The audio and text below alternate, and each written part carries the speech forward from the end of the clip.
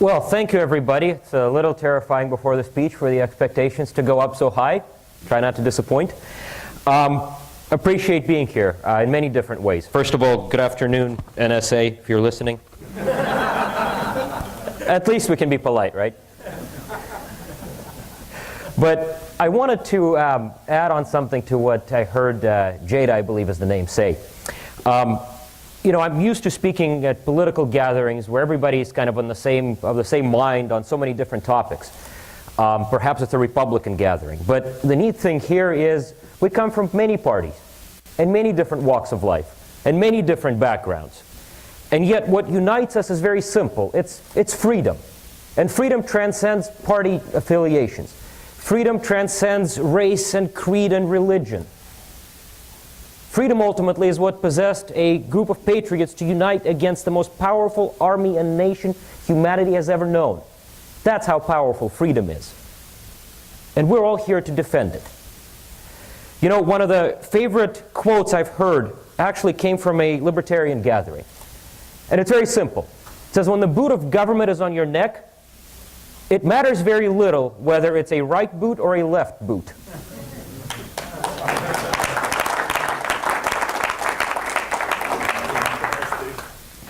And it's so very true.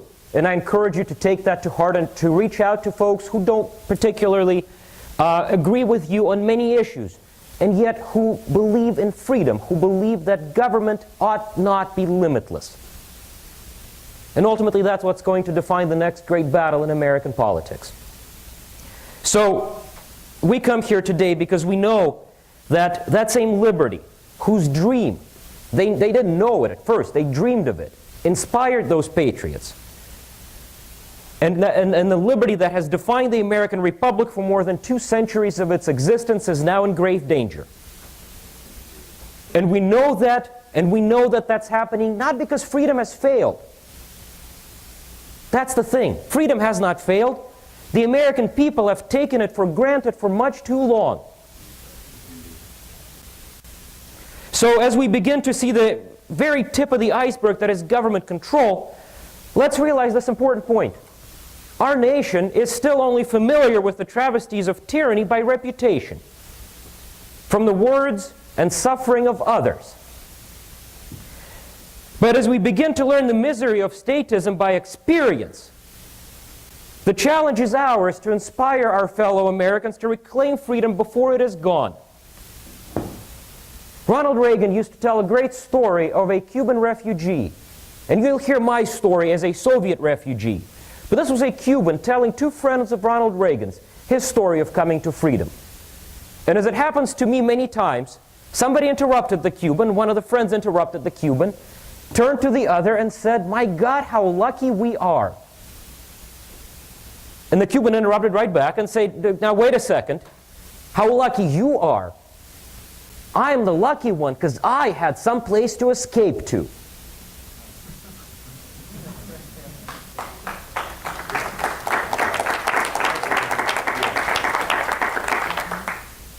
And Reagan's point was, he said, you know, in that sentence, the Cuban didn't have to go any further. He told us his entire story.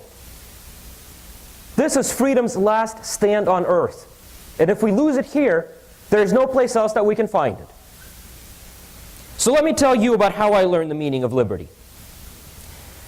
Until I was 13 years old, I lived in the Soviet Union, in the very cradle of despotism, where no rights were secure, where whatever pittance you were issued by government got taken away at a whim. So I remember vividly the week before my parents, my brother, my grandmother, and I left our little apartment in Moscow to go and say goodbye to my uncle in St. Petersburg. We didn't know if we'd ever see him again. So as we went to say goodbye, Russian authorities decided to ransack our little apartment that by then was full of our meager belongings and not much else. And understand, you know, we're now hearing of the NSA abuses and the IRS abuses and all of the other abuses of government. And we come together to meetings like this because it is such an alien notion. And yet in the Soviet Union, that was not an alien notion. It was such a commonplace notion that any time we went on a simple errand, My dad would put a little piece of string between the door and the door frame. You could probably figure out why. If we came back and the string was on the floor, it means somebody has been in. If it was still in its place, then nobody decided to break our privacy that day. But it was very commonplace. And people were used to it. And that's the ultimate, penultimate manifestation of slavery. When not the worst of abuses, not even the worst, fails to surprise you. But this wasn't an ordinary search. We came back to find our apartment absolutely ransacked. My parents were stoic. They knew we were leaving. In this, they saw yet another outbreak of tyranny. My brother, on the other hand, was only 6 years old, and he was absolutely petrified. As I remember, he pulled on my mom, he clung to her, and he cried hysterically. And I'll never forget how apoplectic he was, and I'll never forget my mom. She turned to him, and with a look of resolve, and the most resolute voice, she said these words that are forever etched in my memory. She said, "Don't cry, sweetie. Don't be upset. In just a few days, we're leaving for America, and this will never happen there." So with those words, I learned the essence of America before ever putting foot on American soil. Having lived my whole life ruled by the iron fist of the state, that was my first encounter with the notion that in America, every citizen is a sovereign whom no one may rule. Now you can tell that was before the Patriot Act.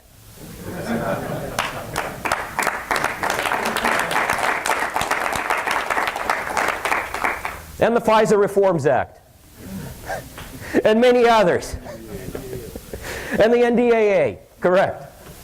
But as our nation has slowly lost sight of the importance of freedom, with the passage of legislation like we just mentioned, which, by the way, was the doing of both major parties. Again, this is not a partisan affair. This is freedom versus tyranny.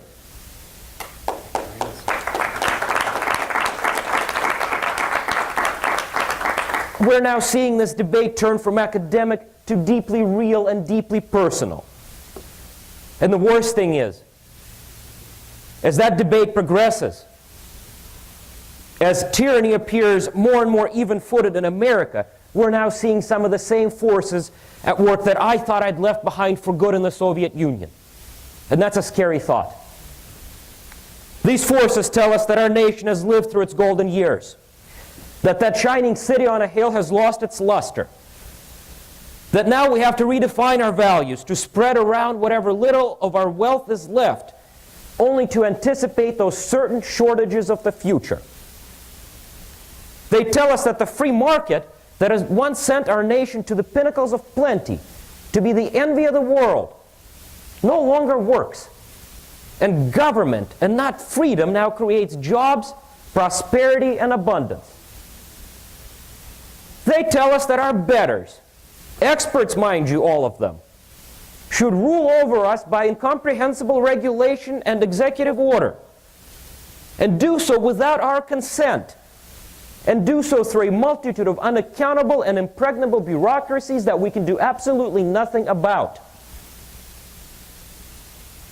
They tell us that if the president disagrees with the people's representatives, he can ignore them and rule by fiat. He can even declare war. They tell us that Americans are subject to indefinite detention at the whim of the president, and there's nothing they can do about it. They tell us that none of our communications are private, that government may seize our most intimate records at will, and do so without going through that quaint and fuss and bother of getting a search warrant, or indulging that antiquated concept of finding probable cause. They have brought that very alien and evil notion of a dissident to American soil, where the most feared and powerful agencies of government are now persecuting those who simply disagree. And you know, here's the worst part. They're convinced, and they tell us it's all for our own good.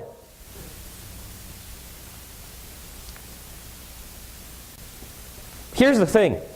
C.S. Lewis warned us of government taking on the mantle of our teacher. He said these chilling words, and we ought to reflect upon them because this is exactly what's happening. He said, of all tyrannies, a tyranny exercised for the good of its victims may be the most oppressive. It may be better to live under robber barons than under omnipotent moral busybodies.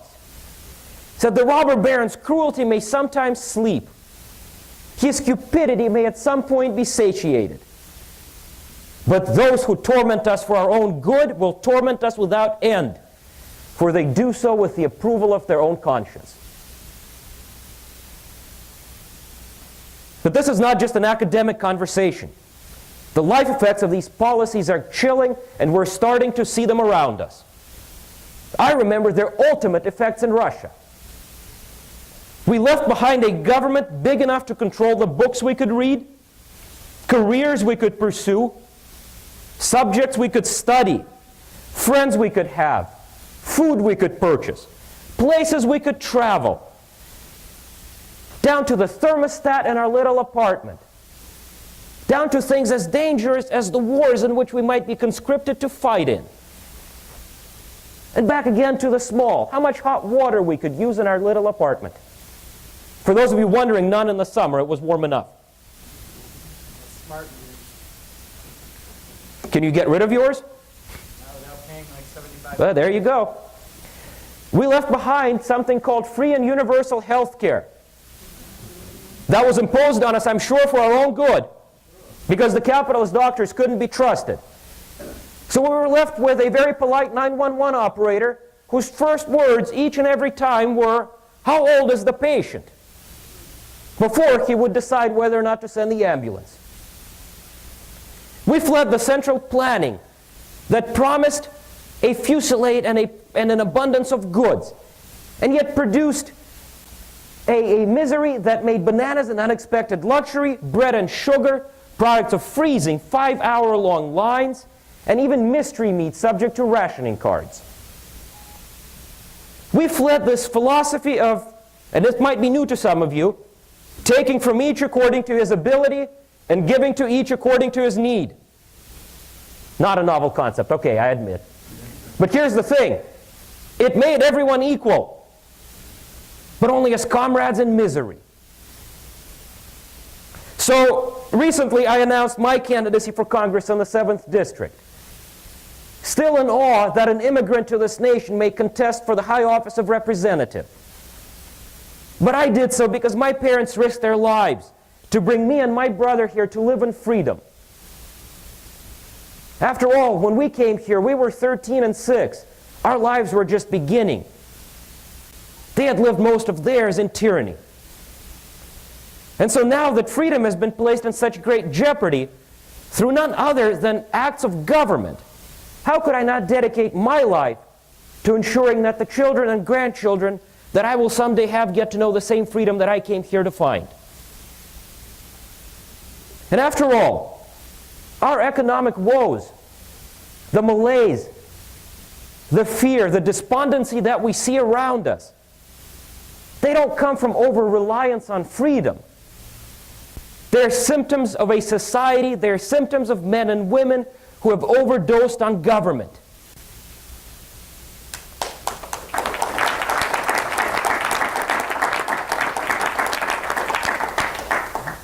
And freedom is not the cause.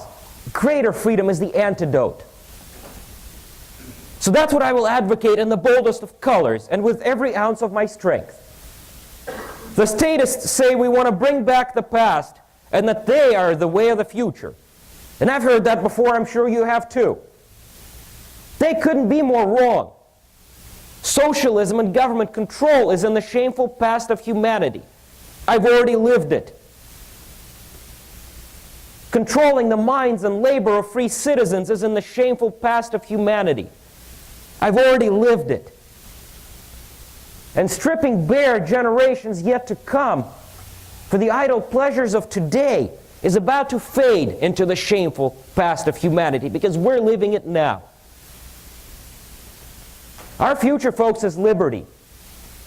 Our future is prosperity that only liberty can produce. Our future is that dream of liberty, the American dream, revived and resplendent with opportunity that will continue to beckon families like mine for a long time, for as long as tyranny exists in the world, for families like mine to flee. And ultimately, I'm here because I believe that that is our destiny. And those of us in this room, we are its agents. And if you'll pardon me for sounding just a little too presumptuous, I think that you believe it too. That's why you're here.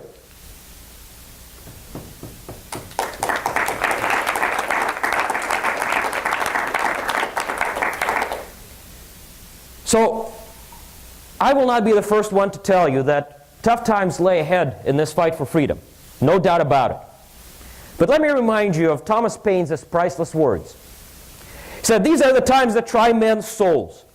The summer soldier and the sunshine patriot will in this crisis shrink from the service of their country. But he that stands it now deserves the love and thanks of man and woman. Tyranny like hell is not easily conquered. And yet we have this consolation with us that the harder the conflict, the more glorious the triumph. What we obtain too cheaply, we esteem too lightly. It is dearness alone that gives each thing its value. Heaven knows how to put a proper price upon its goods, and it would be a strange thing indeed if such a celestial an article as freedom weren't so highly rated." So, draw the inspiration to pursue that liberty wherever you may find it. The more I reflect on it, the more I realize that I draw mine from my grandmother's journey to freedom. She came here with us at the age of 83 and completely blind. And you have to understand something. I came here at 13. My whole life was ahead of me. Because my parents risked their lives to bring me here, no dream was too big. I wanted to pick my own major in college, and I did. And it seems so simple to all of you, I'm sure, but to me it was a big deal because government picked the majors from my mom and my dad. I wanted to go get a pilot's license, and guess what? I did. Government didn't stand in the way. I wanted to go to law school. I did. My life was only beginning. My grandmother, though, was 83. She was completely blind, and she wanted nothing more than, and she said, to die an American. So she spent the next 5 years clutching together an old black tape player in which my dad had recorded questions and answers to the naturalization exam. And at the age of 88, she stunned an unsuspecting INS agent who had never before seen an 88-year-old so determined to pass the citizenship exam. But she had good reason to do so. When I was 13, I came here to find freedom. When she was 13, she lost the only house she had ever known and her father to the communists. Makes sense, doesn't it?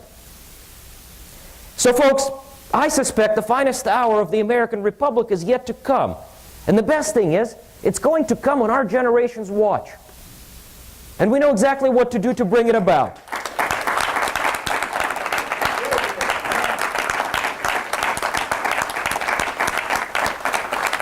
We know exactly what to do to bring it about.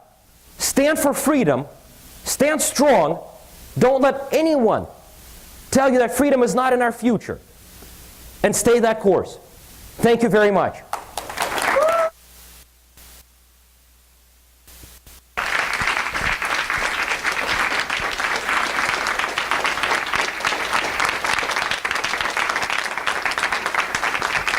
Ladies and gentlemen, one more round of applause for Igor Birman.